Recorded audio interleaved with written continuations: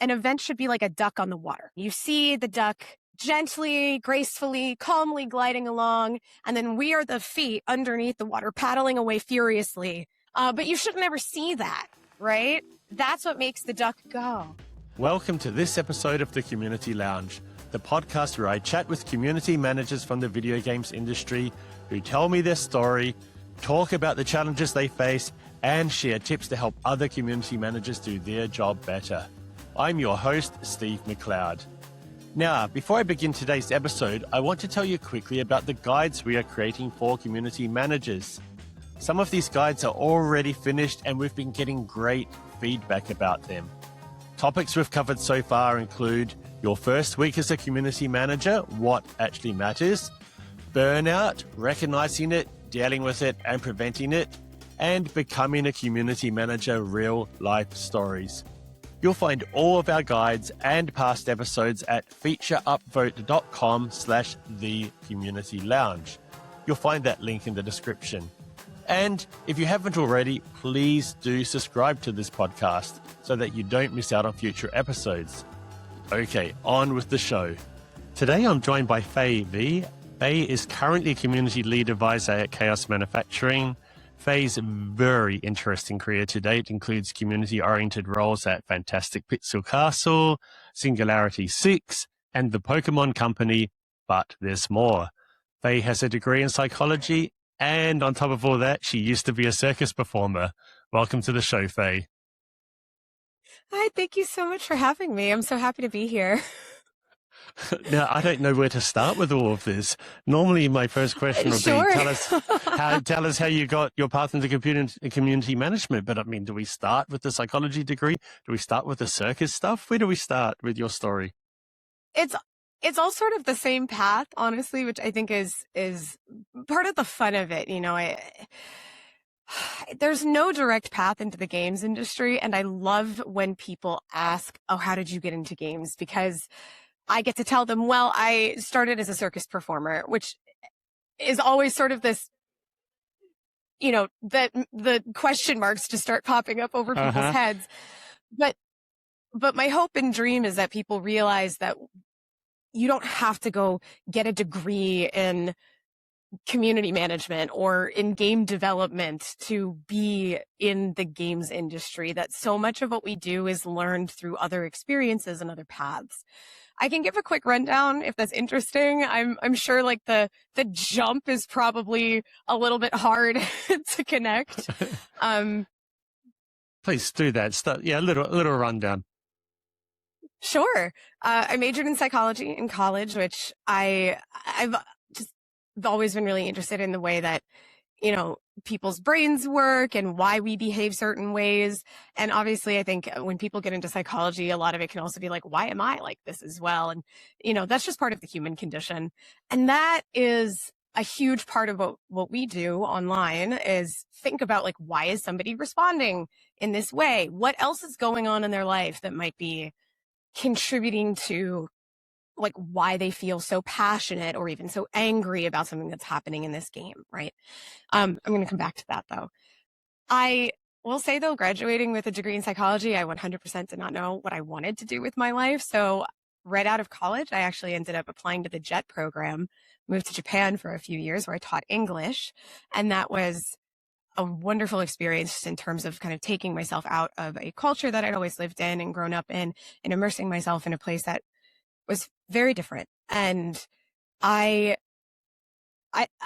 think if people have the means or have the opportunity, and especially if they have access to a program like that, which helps provide the means and opportunity, people should do that just to, you know, build a little bit more of a cultural awareness. I think, especially in America, where we can be very America-centric in our thoughts of American culture, American media, and moving to a place that certainly has access to American media, but is not America-centered in that same way, completely changed how I think globally of different ways people think about talking about the things they're passionate about, how they interact online. When I came back from the JET program, I moved out here to the Pacific Northwest. I had been a performer and a dancer all of my life. And in college, one of my hobbies was I joined the circus club. I know my college had a circus club, which sounds like a I've thing that never heard of colleges would such a have. thing. Uh-huh.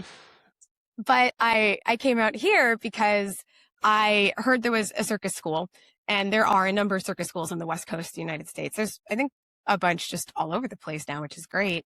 And I sort of dove right back in, and I ended up, what you have to do when you are excited about performing is you're performing, but you also have to coach a lot of the times, because it's very difficult if you're not like immediately on a touring show to sort of make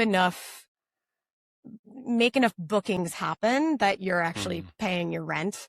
So I also I was a coach while I got into a performance troupe, and so I started performing as well, which had always kind of been my dream.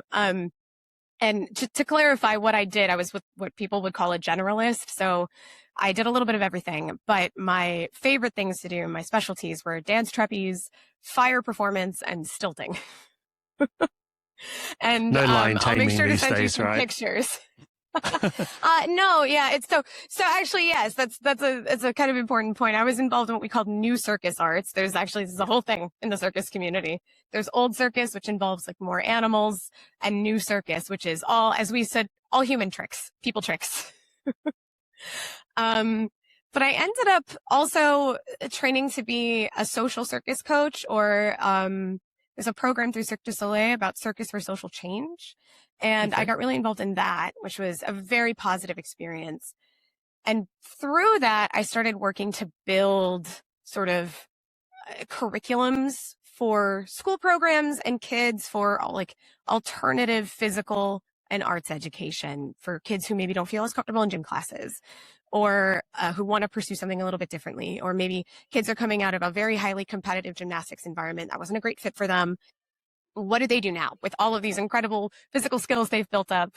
They don't want to they want to keep using those, right? So that's how I got into developing sort of I would say alternative school curriculums for this. And that's when I got picked up at the Pokémon Company. They were looking for somebody to really build curriculum, and like a club program, and to focus on what they called their learn to play. So for the trading card game, especially. And at that point, I think I was 29. So I had a bit of what we might call a late start in the industry. So I was 29, and I remember getting this message on LinkedIn from this recruiter. And I messaged my friend and I said, hey, they worked at Pokemon. And I messaged my friend and I said, hey, I think there's somebody trying to impersonate a recruiter at Pokemon. I just got this message on LinkedIn, and I just wanted to let you know that this is happening. And my friend wrote back and said, oh, that's one of our recruiters. You should message them back. And so oh my gosh. And so I did, and I ended up getting this incredible job as the social play manager at the Pokémon Company, which was just an absolute dream. And beyond that, after about 3 years, especially sort of at the height of the pandemic, it was one of those things. It's like I started at Pokemon in November of 2029. And then by like spring of 2020, we were not in the office, and we were 100% like work from home, fully quarantined. And my job very much transitioned to this like online space instead of working in person with the trading card game. So after a number of years of that, I said, I really do love this, but I want to get into video games. I was excited to try my hand at video games. So I moved to Singularity 6, where I helped to launch the cozy MMO Palia. And then after launching Palia, I moved to Fantastic Pixel Castle, where I worked on the prototype MMO Ghost. And now I'm at Chaos Manufacturing. So that's sort of how that snowballed, I suppose. So probably a third of all the guests I've ever had on this podcast kind of came into community management a bit later, after already having a career somewhere else. But yours is probably the most circuitous, the most unusual there. And it's just amazing how these things you did along the way actually pulled you into the industry. You didn't go looking for it. The industry pulled you. But when Faye was 10 years old or 15 years old, did she ever think to herself, I would like to work in the video games industry? Were you already a heavy gamer then? I really was. I'm lucky to have grown up in a family that really celebrated, I would say, I guess, like nerd culture. Like my dad's a big Lord of the Rings fan, right? I remember the first video game I ever beat was The Legend of Zelda: A Link to the Past on the Super Nintendo Entertainment System. And to be clear, when I say beat by myself, I mean my brother helped me a lot. Uh-huh. But like to this day, Zelda games are some of my favorites. I think it didn't occur to me that adults like made games until a little bit later in my life. And, in retrospect, of course, adults make games. They have to get made somehow. And children are not children are not in the video game mines, right? Like working to make games. But I think that the concept of making games was, I don't know. It didn't really strike me until a little bit later that this was something that you could do for a job. And then once it did, I thought, oh, I have to have, a computer science degree. I have to be a programmer, or I have to be like really brilliant with game mechanics, which, to be clear, I am not. I love playing games, but I think if I were trying to sit down and design like a really strong like combat system or like a trading card game, I would be absolutely a fish out of water. That is not my strong suit. But over time, and especially when I was in college, I really got into MMOs. I played Lord of the Rings online with my dad. That was our way of staying in touch when I was in college. Cool. Oh, that's Very, so cool. very smart. Yeah.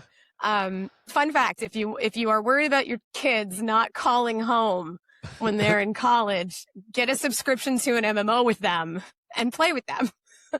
Awesome. So that's when I started to think, oh, this is a really social experience for me. And a lot of friends that I made in the MMOs I was playing when I was in college, I'm still friends with those people today. So when I realized, oh, that is a job, the process of making a positive social space to build connections is not done by accident. It is a thoughtfully curated experience. That's when I started to think, oh, maybe that is something I could do. Right. But again, I had wanted to be a performing artist so much that I was so hard pursuing that that it didn't really strike me again. And like, I just didn't think there was any way into games at that point until Pokemon messaged me. And I thought, oh, for the first time I saw, oh, my experience actually applies here. And like, that's one of the core messages I always try to tell people is, I understand you don't think you have experience that applies in the games industry or that applies in community management or any other part of games. You might have more than you think. Yeah, that's a good message. Although I can't get this idea out of my head of the children working in the video games mines. Right, well, that's what Minecraft is, right? True, the children yearn for the mines. Yeah, literally. And then Roblox is pretty much that. I mean, more metaphorically. Hey, let's go back to the psychology degree, because I'm very curious to hear how that comes in handy when working in large online communities. And you did say, put a pin in that, but we'll come back to that later. So how has this psychology degree been helpful, or how does it continue to be helpful? So I think anytime we have to confront how people think and why people behave in a certain way is really helpful for not just examining our own behavior, but examining behavior in small, medium, and large groups, right? That is the entirety of psychology and sociology. Psychology is the study of, the individual, the brain, and sort of applied as well. There's cultural psychology, there's social psychology. And then we start getting into sociology. Why do societies work the way they do? Why do cultures start to diverge or converge or work the way they do? Anytime we start to think about that, we are better at our jobs because online communities are cultures. Online communities are societies. Oh, 100%. one of this comes up in very large and small ways. So many community managers are also social media managers. And there is something I talk about in social media management, which is make sure the content that you're posting is appropriate for the platform it's going on. Twitter has a different culture than Reddit, which has a different culture than TikTok. And if you try to compare those three, everybody will get very mad at you. Even if people still use all three platforms, they are not the same, and the social expectations are not the same. Similarly, moving between online game spaces, just because a community of one game is in Discord and the Discord server icons are next to each other on the same list does not mean the social expectations are the same between each community space. And a lot of that you can get from like community guidelines, which the community manager of that game has probably helpfully written up and put it in the intro space in the Discord server. But some of that also comes from watching the way people interact. There are societal expectations when you move into a space. And part of that has to do with genre expectations. Part of that has to do with, what kind of game you're moving into. But I think anytime we start to think about that, we step back and think about this as a bigger picture. Why did this culture develop this way? What does that mean for the people involved in it who have put time, who care about this, who are making their home in this space? We are better equipped to walk in and help to set a healthy foundation. I think this is important when you're growing a new community from the ground up, but it's also important if you're coming in as a new community manager into a space that is very well established. And that happens, especially with online games with strong legacies. If you come in and say, okay, well, we're just going to manage this community my way, I can't imagine that community manager is going to make friends. Right. I think there needs to be an understanding of like how the gameplay and of the game itself has contributed to the behavior of the people in the online spaces. A more competitive esports-like game is going to have a different psychological and social behavior expectation than a cozy game, right? Yeah, gotcha. And that I'm not saying one is better than the other, but they're just different, and that's fine.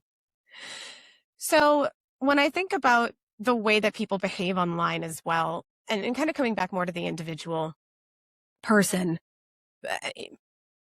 say you've posted patch notes for a game. You've got an update coming out. You're really excited about it. And you're caught left field by the interpretation or the implementation of something in the patch by the players. This is going to happen. You can't prevent this. Like it's that joke, right? Of, I'm in game development. It doesn't matter how many different shapes. People will always put whatever shape block through the square hole in the, like players are going to play a game they want to play in the way they want to play it. It doesn't matter how much yellow paint we put in the game. Yeah. So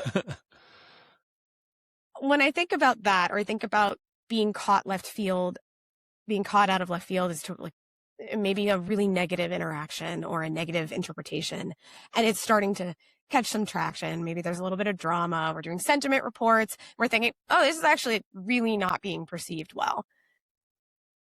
Being able to step back and say, like, what else is going on? What other things in the context of the game or the world are contributing to why this might be landing poorly? When we have context, we're always going to be able to better communicate with honesty and transparency why we made a decision. And when I think about that, or if we don't know, when we take all the context into account and we still aren't sure, we are still better equipped to then go to the community and say, what's going on? Right. And that's a huge part of our jobs too, is being able to go to the community, and we've built up enough trust and we've built up enough rapport that we can say, I can see this as being perceived really badly. Like, this is not landing with you guys, and we wanted it to land. What's going on?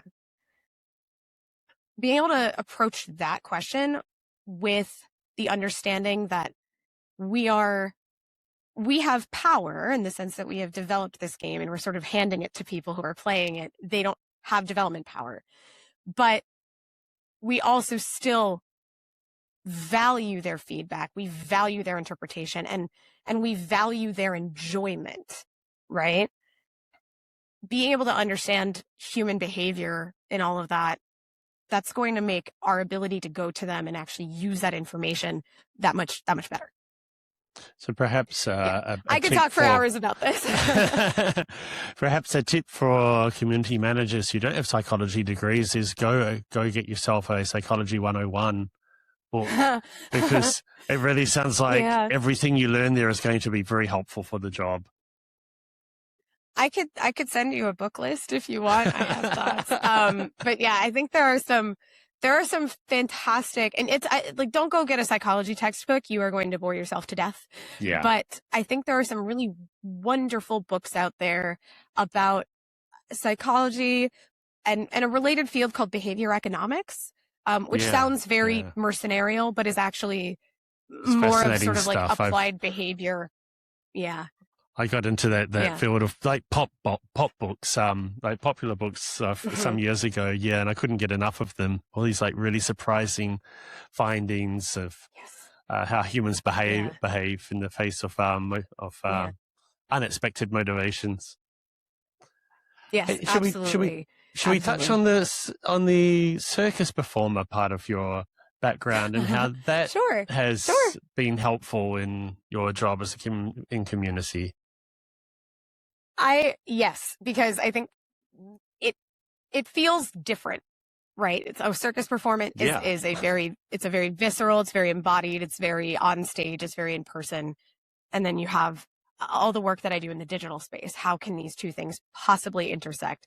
And the answer is, again, I think it comes down to, first of all, it comes down to human behavior. It comes down to kind of trying to create an experience that is like an entertainment experience. It's enjoyable for your audience.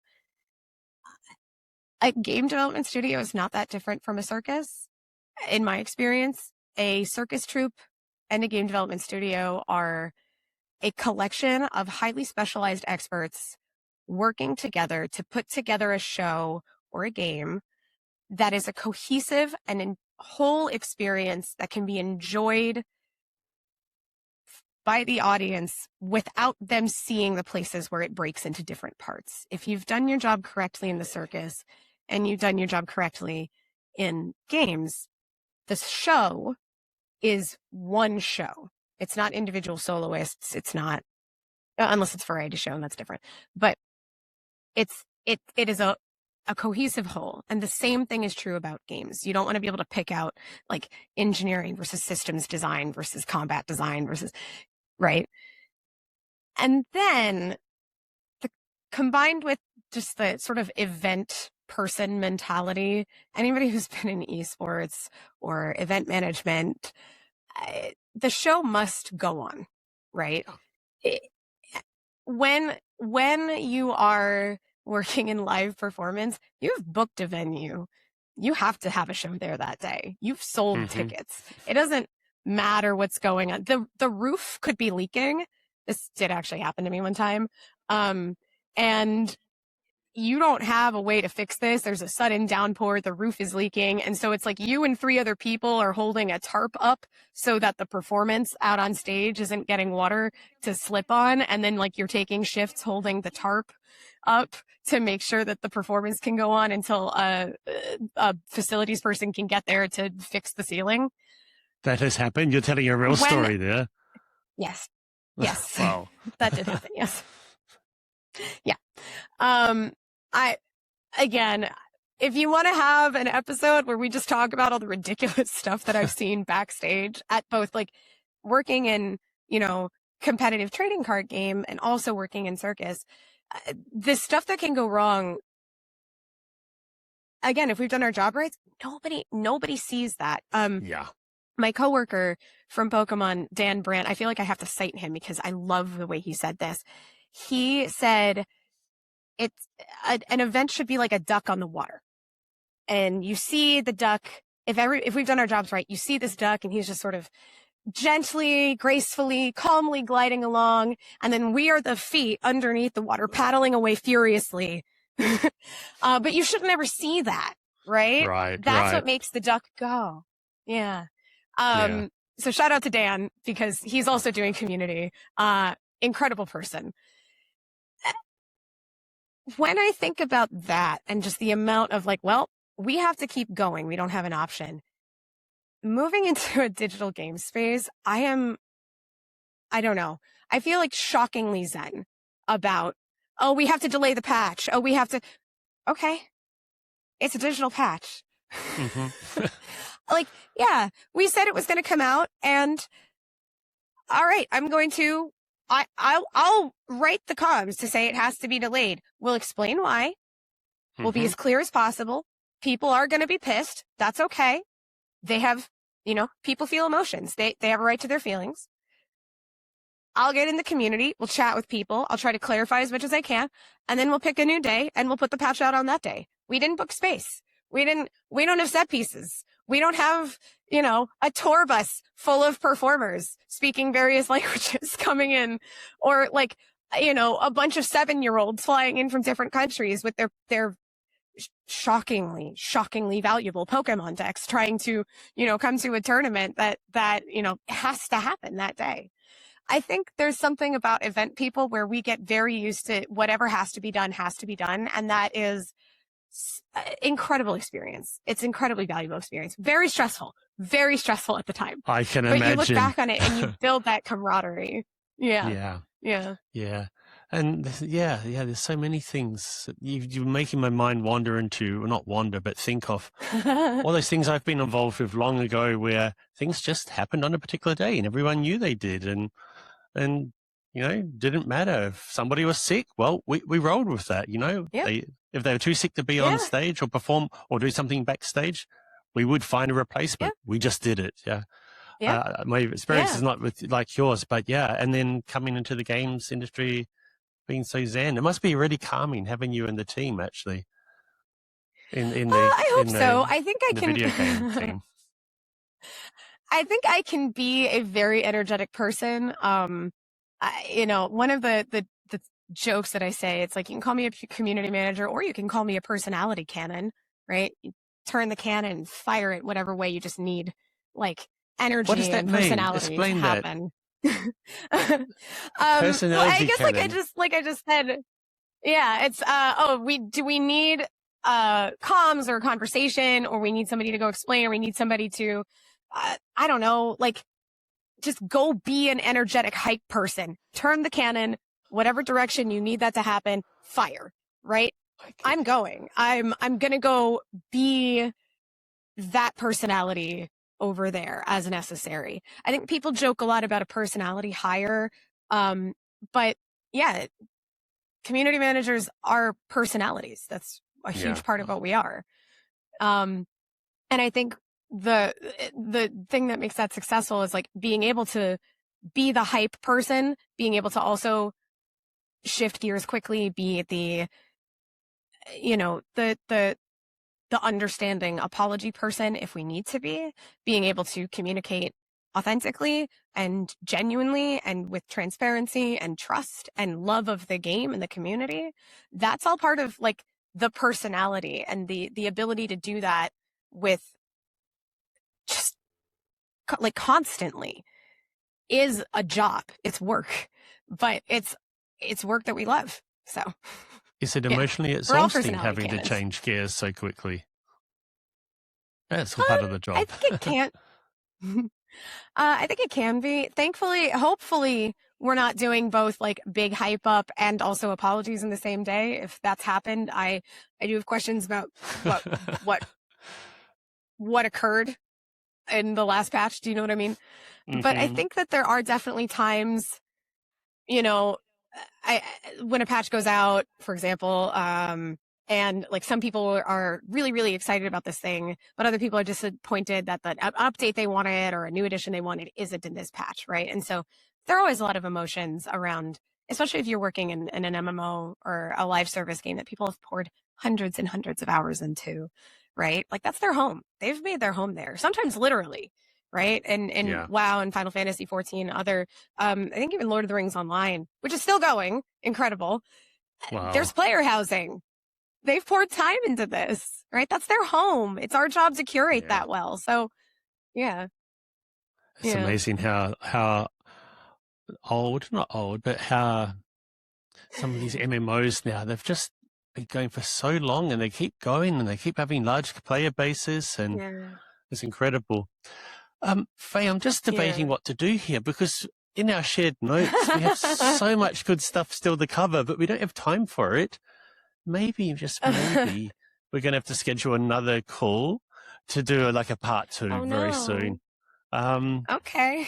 Yeah, I really can't keep doing that now because I have to it's a very hot day here in Barcelona and I have to take my daughter to the Oh swimming pool no. and Okay. she's just coming home from school very soon. Otherwise I'd keep going, but yeah, because I don't Sure. want to Yeah, rush through the yeah. rest of the stuff we've got there because I think you've got some really good Absolutely. things to Yeah. add. So why don't we just go to the final question that I ask everybody in this Uh-huh. podcast? Uh-huh. The most important question, some would say. What games Of have you been course. playing lately? I am I call myself an agnostic, a full stack gamer. I will try just about anything. Um, Even if I'm bad at it, right? Like I'm absolutely Uh-huh. terrible at Souls-likes. I still tried Elden Ring. I was bad at it. But what have I been playing lately? I've been really enjoying Fields of Mystria, which is, it's like a cozy farming. I would call it like a Stardew's like at this point. There's an entire Yeah. genre of that. Uh-huh. Um, but it's very also inspired by like 90s anime, especially graphics wise, especially Sailor Moon, which is like Okay. a TV show that's very, very near and dear to my heart from my childhood. And I also have been really enjoying Icarus, which is, we were talking a little bit about it earlier. It's a survival roguelike almost. I Mm-hmm. probably am actually describing that wrong, but it's there. It's like it's got these ARPG style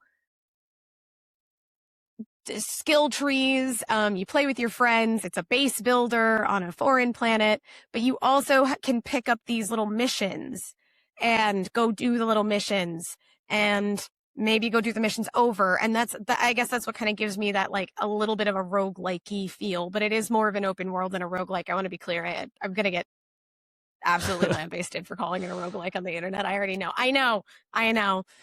But Apologies it already has there. that. Okay. Yeah, I'm sorry. I'm learning and I'm listening, right? But um, I I really enjoy how light it is in that sense, where I can Okay. get in and play with my friends. And if I just want to sit and build a house for like 3 hours, I can do that. But if I do want to go run some missions and learn the plot, um, I can also go run missions, open up the plot a little bit. So it's got a little bit of that like light MMO ARPG flavor, which I'm really enjoying.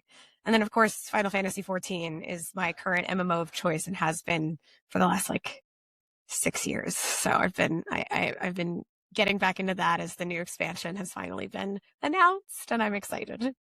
So many gamers have an old faithful friend we keep going back to. Mine was The Mm-hmm. Binding of Isaac. I just need to mention about Icarus two things. This game is near and dear Yeah. to my heart for two reasons. First, I'm from New Zealand originally, although I live in Spain, and Icarus is a big Oh, New Zealand-based hit. The studio is in New Zealand. I can't think of yes. the name of the studio off the top of my mind, but Rocket Works. Secondly, they are a feature upvote customer too, which I'm really proud of. They They are, are. and they They have been are. for a few years. And in Mm-hmm. fact, we learned things from them because they got so much feedback on feature upvote.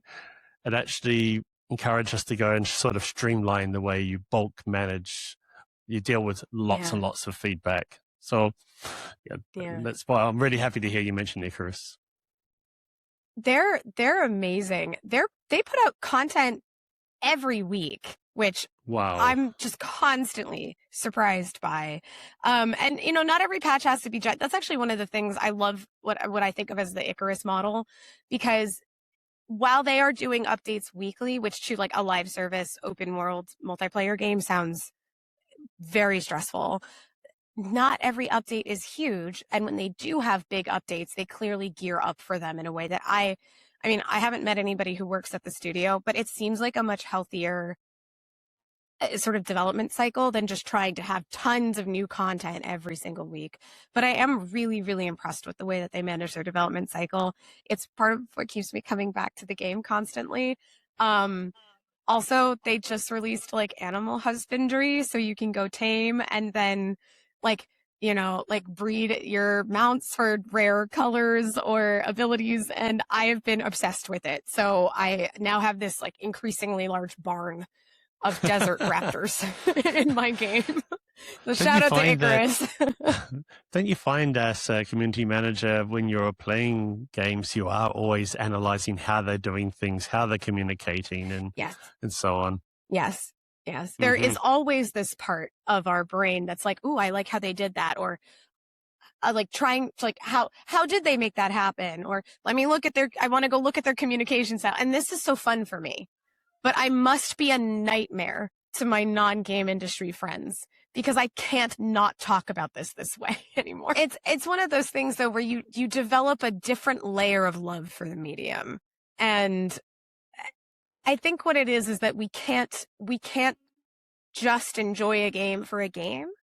But part of that is that we now have a new vantage point from which we get to enjoy, if that makes any sense. It's a different layer of enjoyment. It's not having fun. What I find has changed me is I will now wishlist any game that wants to be wishlisted. I'll do it because I realize how much it is important for their morale to see these wishlists. Even if I'm not going to play the game, I look at it and it's like, I'm not going to do it, but I'm still going to wishlist it. Faye, we need to wrap up. Hopefully we can schedule a part 2. So thanks again for being on the show. Yes, of course. Thank you for having me. I'll try to make sure I wear the same shirt the next time we do this so that there's like easy continuity between the two. And where can listeners get in touch if they'd like to know more about what we've discussed today? So you can always find me on Blue Sky, where I am Akobi, and you can find me. I don't really use Twitter anymore, but I do have an account there. You can find me there as well, but it's AC0BI because somebody had taken my screen name. Of course. But Blue Sky is where I'm most active. You can find me there. And I am also on LinkedIn at linkedin.com/FAYEVIS, Faviz. And I'm happy to chat with anybody. Yeah, this is one of my favorite parts of the community of the industry, right? Is just getting to know folks. Likewise. And we will, of course, have those Blue Sky, Twitter, and LinkedIn links in the show notes. Okay, bye, Faye. Bye. Bye, everyone. Thanks again for listening to this episode of the Community Lounge podcast. If you enjoyed it, please spread the word and share it with friends and colleagues who you think would also enjoy it. And to make sure you don't miss an episode, subscribe to the show on Apple Podcasts or on Spotify or your favorite podcast app. And please give the show a rating or give a review, as this helps listeners find the podcast and it makes me feel good. You can find past episodes or learn more about the show at featureupvote.com/thecommunitylounge. And finally, I'm going to leave you with a short ad for Feature Upvote, the player feedback platform I created and the sponsor of the show. Bye. Your players love your game, but the community has ideas, and lots of them. The trouble is, their feedback is scattered across Discord, forums, social media, and somewhere deep within your inbox. You feel like you are drowning in feedback. That's where Feature Upvote comes in. With Feature Upvote, you can centralize all your player feedback in one place. Set up a feedback board where your community can post suggestions and vote for their favorites. The most popular ideas rise to the top, giving you a clear, data-driven roadmap. Pages are fully customizable to match your game's art style and vibe. With no logins required, no friction, just instant organized feedback from the people who care most. Stunlock Studios, the team behind V Rising, uses Feature Upvote as a centralized, organized way to collect and prioritize player feedback. With spam filtering, duplicate merging, and integrations for tools like Jira and Discord, nothing slips through the cracks. As a result, more player satisfaction and a stronger, loyal community. Get started today and get the flood of player feedback under control.